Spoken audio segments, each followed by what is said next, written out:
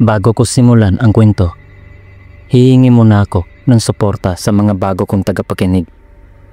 Paki-subscribe po sa channel ko.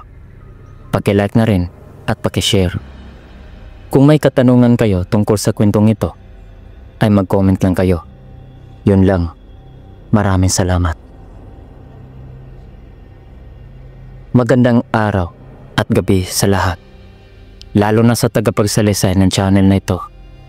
Ako po si Joseph at narito ako upang ipahayag ang aking karanasan na nangyari sa Zamboanga noong 1971. Nang mga panahong ito ay nasa 22 anyos pa ako at naninirahan pa malapit sa pamilyahan. Ang bahay ko ay gawa lamang sa kahoy na tabla at meron itong 3 silid. 2 taon na akong nag-iisa sa bahay na to dahil ang aking 2 kapatid na babae ay nag-asawa ng maaga. Panganay ako sa aming 3 at ako lamang ang lalaki.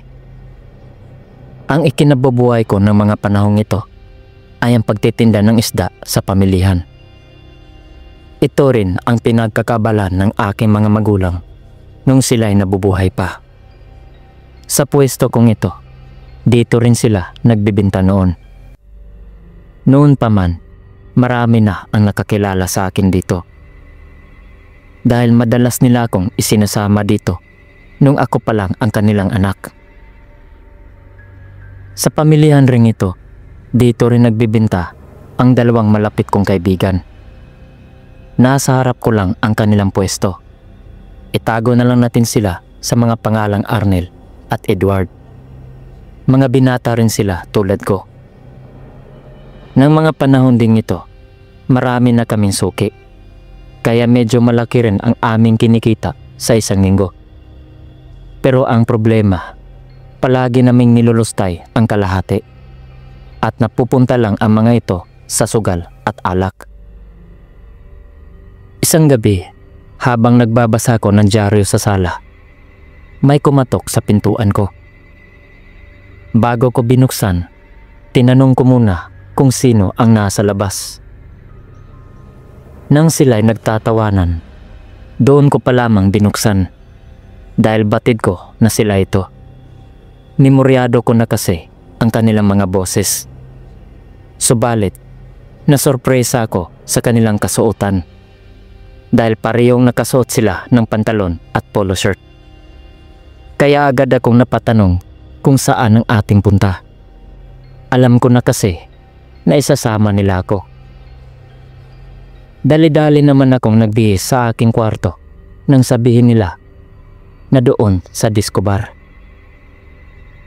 Dahil sa medyo malayo yon mula sa aming barangay, ay sumakay kami ng jeep doon sa kabilang daan. Nang mga panahong ito ay hindi pa traffic ang mga kalsada dahil konti pa ang mga sasakyan. Pagdating namin ay marami ng tao. Umorder kami agad ng beer at pulutan. Isang mesa na lang ang bakante at ito ay katabi lang namin. Makaraan ang mahigit 1 oras ay umorder kami ulit ng beer at pulutan dahil wala nang laman ang aming mga bote at plato. Maya-maya, nang makita namin ang waiter na dala-dala na niya ang aming inorder, may isang babae ang pumasok. Tumingin-tingin nito na parang may hinahanap. Nang mapatingin siya sa bakanting mesa, ay lumapit siya sa amin at nagtanong kung wala bang nakaupo dyan. Pagsagot namin nang wala pa, ay tinawag niya agad ang kanyang mga kasama sa labas. Pagpasok nila, agad silang umupo at umorder ng beer. Bale, 5 silang lahat. 3 sa kanila ay mga babae. Ngunit ang 4 sa kanila ay tila halatang nakainom na ng marami. Kasama na ang babaeng nagtanong sa amin. Ngunit ang isang babae na kasama nila ay tila parang bago lang ata itong sumama sa kanila dahil mukhang normal pa ang kanyang mga galaw. Lumipas ang ilang minuto Nang medyo marami-rami na ang aming nainom, ay nagpasya kaming tatlo na sumayaw muna upang kahit papaano ay maaliw naman kami. Di naglaon, nagsimula na ring sumayaw yung apat. Kaya ang natira na lang sa kanilang mesa ay yung babaeng halatang bago pang sumabay sa kanila. At habang kami ay sumasayaw, napansin ko yung babae na parang may gagawin yatang hindi maganda. Kasing naging malikot na ang kanyang mga mata, na parang inoobserbahan niya ang lahat ng tao sa loob. Maya-maya lang, naglabas na ito ng isang maliit na bote mula sa kanyang bulsa. At ang laman nito ay kanyang ibinuhos sa kanilang mga inumin. Patawa-tawa pa siya na marahil ay iniisip niyang walang nakakapansin sa kanyang ginagawa. Habang nagsasayaw pa ang kanyang mga kasamahan, ay nilapitan ko ang mga ito at ipinaalam ko sa kanila ang ginawa nung isa nilang kasamang naiwan doon sa mesa. Pagbalik nila doon, wala na ang kanilang kasama. Buti na lang talaga ay pinaniwalaan nila ang sinabi ko, dahil kung hindi, talagang may mangyayaring masama sa kanila. Kasi nung ibinuhos nila sa labas ang alak, iba na ang kulay nito. Para na itong may halong dugo. Matapos nilang ipahayag ang kanilang pasasalamat, sinabi nila na ka-boardmate daw nila ang babaeng yun. At noon pa man, may nakapagsabi na sa kanila na aswang daw ang babaeng yun. Ngunit hindi muna sila naniwala nung una, sapagkat bukod sa wala silang ebidensya, ay mabait naman daw ang babaeng yun. At isa pa, wala naman daw silang napapansin na kakaiba sa mga kilos nito. Bago sila umuwi, pinayuhan ko silang mag-ingat, dahil ka-boardmate lang pala nila yun. Dahil sa insidenteng yun, tila nawala na rin kami ng gana na uminom. Kaya nagpasya na rin kaming umuwi. Pagdating ko sa bahay, may pagdududa ko na parang nahalata ko nung babae nang ipinalam ko sa kanyang mga kasama ang ginawa niya. Kasi bakit siya umalis kung walang nakakapansin sa kanyang ginagawa? Kinaumagahan sa aking pagising, hindi ko inisip na kailangan ko rin palang mag-ingat, sapagkat paglabas ko ng tahanan, bigla akong nilapitan ng isa sa mga kapitbahay ko. At sinabi niya na kagabi raw may nakita daw siyang isang babaeng nakatayo sa labas ng aking tahanan. Natakot daw siya ng sobra dahil kitang-kita niya ang mga paa nito na hindi nakalapat sa lupa. At di nagtagal ay bigla itong nag-anyong malaking aso. Dagdag pa niya, nagpaikot-ikot daw ito sa bahay ko para naghahanap daw ng mapapasukan. Dahil sa mga ikwininto niya, ay hindi na ako nag-aksaya ng oras pa. Pumunta ako sa terminal at sumakay ng bus patungong probinsya. Dahil pupuntahan ko ang kaibigan ng tsuwin ko na isang antingero. Hindi ko muna sinabi kay Arnel at Edward na may malaki akong problema na hindi madaling masolusyonan. Dahil ayaw kong mag-alala pa sila para sa akin. Pagkatapos ng mahigit 3 oras, nang dumating ang bus na sinasakyan ko, sumakay pa ako ng tricycle sa kabilang daan. Dahil medyo malayo pa ang bahay nila mula dito.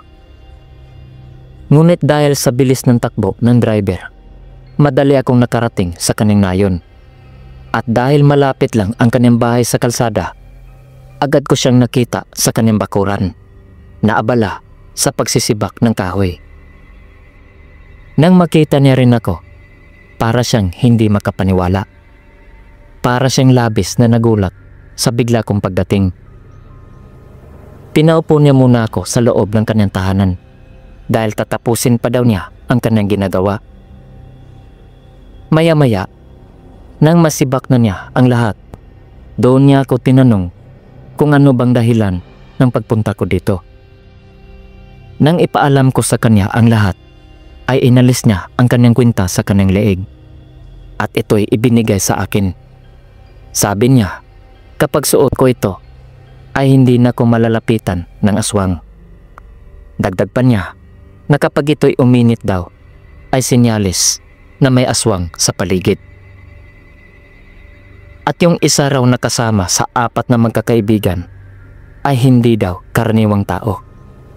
Aswang daw ang babaeng yun. At ang likidong inilagay na sa mga inumin ay para raw panghawak. Bago ako umuwi, pumunta muna ako sa tiyuhin ko sa kabilang layon upang hindi siya magtampo sa akin. Sigurado kasing malalaman din niya na nagpunta ako sa bahay ng antingero dahil kaibigan lang niya ang taong ito.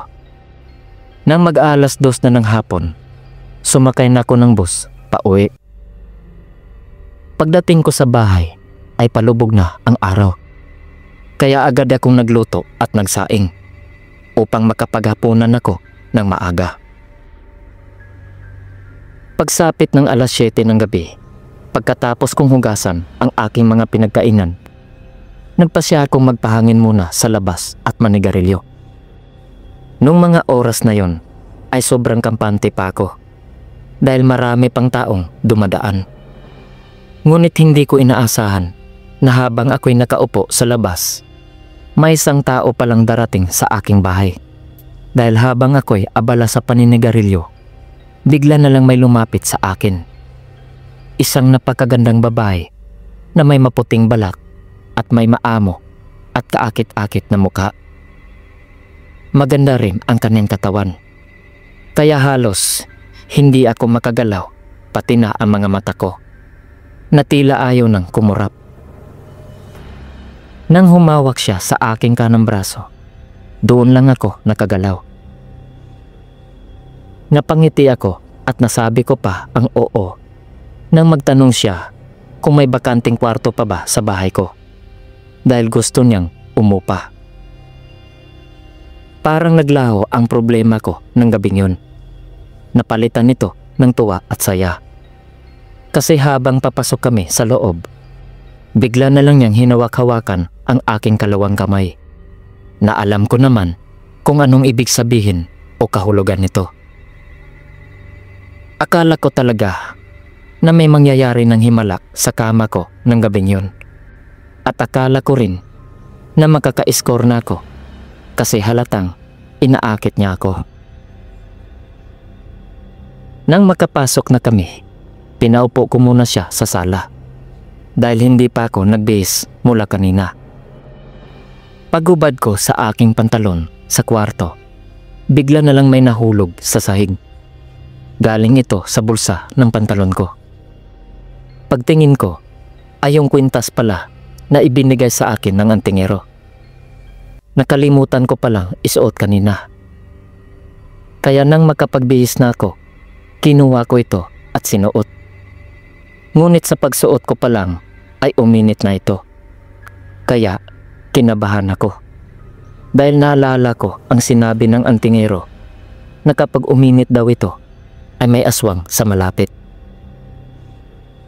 Wala talaga akong kaalam-alam ng mga oras na yon na ang kinakatakutan kong nilalang ay nasa loob na pala ng bahay ko. Ang magandang babae na pinapayagan ko na umupa ay hindi pala tao. Kasi paglabas ko ng kwarto ay bigla na lang siyang tumayo at napatitig ng masama sa akin. At habang ako'y papalapit sa kanya ay unti-unti rin siyang umatras na para bang labis na ayaw niyang makalapit ako sa kanya. Pero napahinto ako nang unti-unti nang nagbago ang kanyang mukha hanggang sa ito'y bumalik na sa dati. At ito'y pamilyar na sa akin. Hindi ko akalain na siya pala yung babaeng na may masamang balak sa kanyang mga kaibigan. Nang makita kong ang kanyang mga ngipin at mga mata na unti-unti nang nag-iba, ay agad kong kinuha ang itak sa kusina dahil balak ko sanang tagain siya sa ulo at leeg. Pero bago pa man ako makalapit sa kanya, ay tumalo na siya sa bintana. Nais ko sanang tumalon din upang siya'y habulin. Kaso, pagdungaw ko sa bintana ay wala na akong nakita. Kaya, isinara ko na lang ito. Mula noon, lagi ko nang suot ang kwintas. Dahil muntik na akong maging biktima ng isang nilalang na may matinding galit sa akin. Dahil ako talaga ang dahilan kung bakit hindi niya nahawaan ang kanyang mga kaibigan. Simula ding hindi ko na inalis sa aking leeg ang kwintas, ay hindi na siya nagpakita. Buti na lang talaga ng gabing yon ay sinuot ko ang kwintas. Dahil kung hindi, ay tsak na hindi na ako sisikatan ng araw. At hanggang dito na lamang po ang aking kwento. Maraming salamat sa mga nakikinig. At maraming salamat din kay Sir Dan, ang tagapagsalaysay ng channel na ito.